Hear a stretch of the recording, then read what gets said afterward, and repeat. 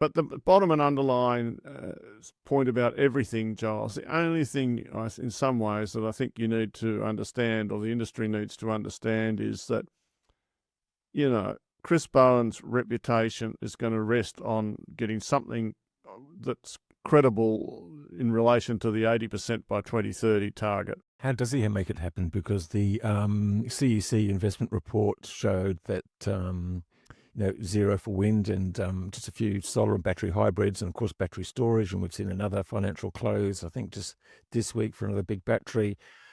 How do we make financial close happen, contracts written for those wind and solar farms? Well, I think it's going to come through the CIS. As you said, and as I said previously, it's very obvious that unless they're absolutely forced to, AGL and Origin and Energy Australia are going to do as little as possible to assist the process. I'm not going to necessarily put on a hat and say that that's because they even want to keep their coal generators going, necessarily.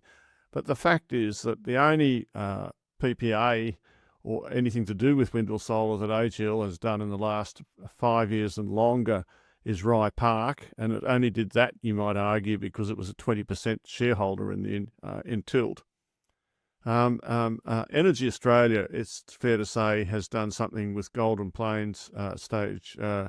An offtake agreement, yeah. Yeah, and Origin has done nothing at all. So the question is, why is that the case, right? Even if you think that they'd love to keep their coal generators going for as long as possible, it's still the case that Origin knows it's going to close Eraring, and it's got like 15 terawatt hours of energy, which requires 3 gigawatts minimum of 3 to 4 gigawatts, and it's not going to be the developer of that. So who else is going to write contracts with them? There's not many big corporate So the customers government out there. The government is. Okay. The government is.